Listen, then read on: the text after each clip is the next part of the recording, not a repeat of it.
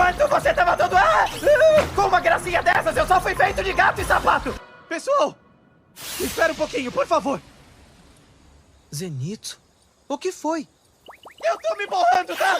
Agora que estamos pertinho, eu tô com muito medo! Se meu coração tivesse pulado pra fora, você seria um assassino, seu moleque maldito, tá entendendo? É só que, né? O senhor tá suando e tremendo igual um cabrito. Ah, qual é? E parecem ter uma apetitosa. Eu não falei! Olha aquele cruz credo, meu pai é o capeta! Fica quieto aí, não se mexe! Misericórdia!